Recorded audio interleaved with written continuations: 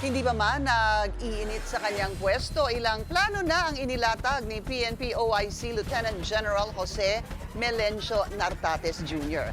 Alamin ang mga yan sa agenda report ni Francis Polve. I noticed that all the heads of offices invited are present today. May I know why the head of the PNP is not present? I hope it will not establish a precedence of the chief PNP not attending the invitation given by Congress. No-show ang OIC ng PNP, si Lieutenant General Jose Melencio Nartates Jr. sa pagdinig ng House Committee on Public Order and Safety. Kahapon lang siyang formal na itinalaga bilang bagong hepe ng PNP kapalit ng kontrobersyal na si General Nicolas Torre. Kinestyon tuloy ng Kamara ang hindi niya pagsipot sa pagdinig. Ayon kay Antipolo Congressman Romeo Acop na dati ring Police General, mahalaga ang pag-uusap tungkol sa peace and order ng pamahalaan. Pinaliwanag naman ng kinatawan ng PNP sa hearing na abala si Nartates sa importanteng administrative matters sa unang araw ng kanyang panunungkulan bilang OIC ng PNP. Nasa PNP headquarters si Nartates at kahit punong-puno ang kanyang schedule, nagpaunlak siya na sagutin ang ilang tanong mula sa PNP press corps.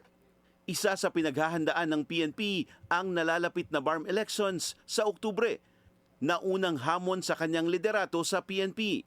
Magde-deploy ng dagdag na 16,000 personnel para dito. Yung ating BARM parliamentary election ay it will push through on October 13.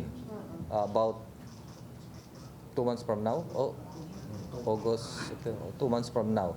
So matutuloy yon. So we will just follow the template and improve it. Utilize our resources. We have our mandate to ensure that the election will push through. At kung mag-push through yung election, to ensure that it is safe, secured, and fair election, no, for parliamentary in BARM. Top priority din sa kanyang leadership ang resources ng organisasyon at personal niyang tututukan ang kanilang personnel. Matatanda ang isa sa tumatak sa pangalan ni Nartates noong sa ang NCRPO chief ang paglilinis niya sa mga skalawag na pulis. At paplansyahin niya ang gusot sa relasyon ng PNP at NAPOLCOM. I will tackle that with the NAPOLCOM. At for sure, i-implement natin yan. But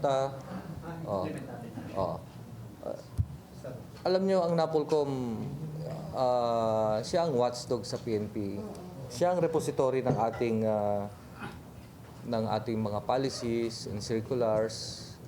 Gawa rin naman sa PNP yon, and then they affirm. And nakalagay naman sa batas when the PNP was created, nandun din ang organization ng NAPOLCOM. What is NAPOLCOM? Okay? The NAPOLCOM administers the Philippine National Police.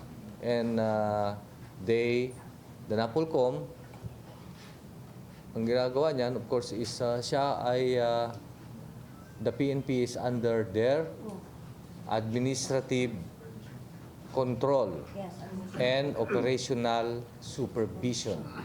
So, klaro naman yan. Kaya nga, dumadaan yung mga promotion sa kanila to confirm. Di ba?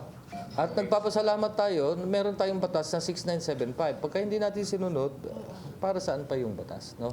May ilang nagsabi na ang hidwaan sa dalawang ahensya ang naging dahilan sa pagpapalit ng liderato sa pambansang pulisya.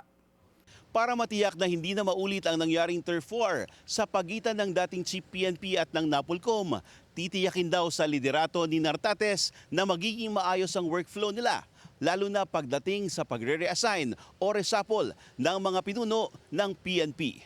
Para sa agenda, Francis Polve, Billionario News Channel.